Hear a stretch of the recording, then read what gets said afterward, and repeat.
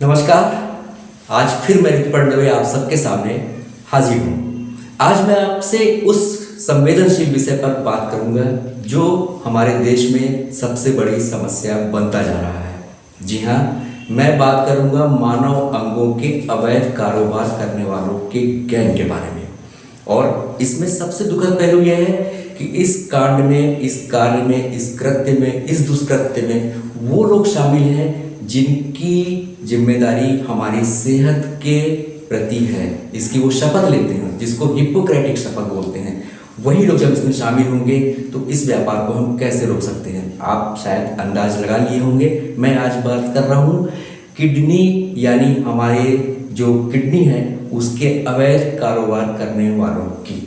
मेरा इस पर एक बहुत ही शोधपरक लेख प्रकाशित हुआ है देश के बेहद महत्वपूर्ण और राष्ट्रीय राजधानी सहित कई प्रदेशों से प्रकाशित हिंदी दैनिक राष्ट्रीय सहारा में। तो आइए मेरी आवाज में आप रूबरू भी हो और लेख को भी देखें। देश के अति प्रतिष्ठित और नई दिल्ली, लखनऊ, गोरखपुर, पटना, कानपुर, देहरादून, वाराणसी से प्रकाशित हिंदी दैनिक राष्ट्रीय सहारा के सभी संस्करणों के संपादकीय पृष्ठ पर प्रकाशित मेरा लेख, जिसका शीर्षक है अंग सौदागरों का घातक संजाल।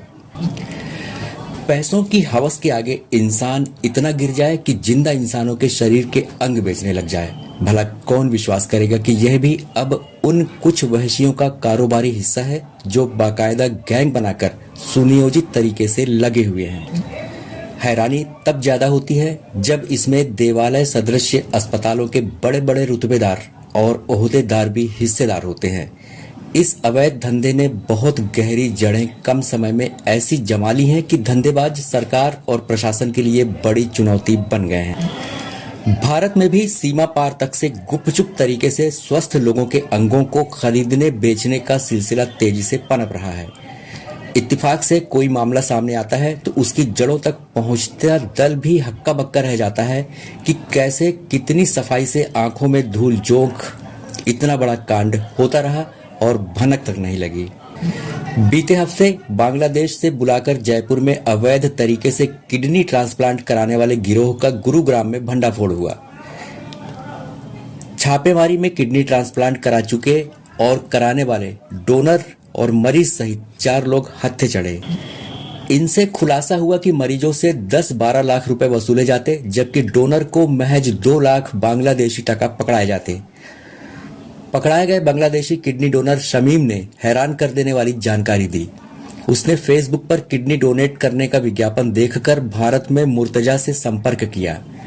उसने कई मेडिकल टेस्ट कराए। उसे कोलकाता के मेडिकल वीजा पर गुरुग्राम में रुकवाया गया। आधार और दूसरे कई फर्जी कागज बने। पता चला कि गुरुग्राम का बड़ा अस्पताल देख इनके जाल में लोग आसानी से फंस जाते थे। बाद में इसी अस्पताल की जयपुर ब्रांच में ट्रांसप्लांटेशन का खेल होता। मुर्तजा झारखंड का है और लंबे समय से इस धंधे में लिप्त है। फरवरी 2019 में कानपुर पुलिस ने एक बड़े किडनी लीवर बेचने वाले गिरोह का पर्दाफाश किया। गिरोह गरीबों को जाल में फंसाता और दिल्ली में किडनी बिकवाता। 6 लोग गिरफ्तार हुए जिनके तार न केवल कानपुर से बल्कि नोएडा, दिल्ली और विदेशों तक जुड़े पाए गए। गिरोह किडनी बेचने वाले मजबूर को 3 से 5 लाख रुपए बमुश्किल देता, वहीं जरूरतमंद से 30 लाख रुपए से भी ज्यादा वसूलता था। जांच में खुलासा हुआ कि गैंग का सरगना TRK राव 2016 में अपोलो हॉस्पिटल किडनी कांड में जेल जा चुका है। विडंबना कहें या कानून से बेखौफ निर्लज्जता कि जेल से बाहर आते ही फिर इसी गोरख धंधे में वो लग गया। एक दूसरा आरोपी सबूर 2015 में जालंधर किडनी कांड में जेल जा चुका है। निश्चित रूप से ऐसी घृणित साजिश और कारोबार के पीछे चंद सफेदपोश मेडिकल प्रोफेशनल और उनका गिरोह होता है। यह इस पवित्र पेशे में आते वक्त हिप्पोक्रेटिक शपथ लेकर अपने चिकित्सकीय पेशे के अनुरूप सेवा कार्य और न्याय की शपथ लेते हैं, लेकिन अवैध कमाई के लालच में सब कुछ भूल दैत्य और नर पिशाच सा काम करने लगते हैं। हमारे कानून में अंग प्रत्यारोपण और दान की इजाजत तो है, लेकिन अवैध खरीद फरोख्त की कतई नहीं। मानव अंग प्रत्यारोपण अधिनियम 1994 में जीवित और मृत मस्तिष्क वाले दानदाता को ही इसकी इजाजत है। 2011 में अधिनियम में संशोधन कर मानव ऊतकों यानी टिश्यू दान को शामिल किया गया। भारत में मानव अंग के गैर कानूनी कारोबार पर 5 से 10 साल तक की कैद और 20 लाख से 1 करोड़ रुपए तक के जुर्माने का प्रावधान है, जबकि मानव ऊतक के धंधे पर 1 से 3 साल की कैद और 5 से 25 लाख रुपयों तक के जुर्माने का प्रावधान है। इतने सख्त कानून के बावजूद धड़ल्ले से मानव अंगों की खरीद फरोख्त चिंताजनक है।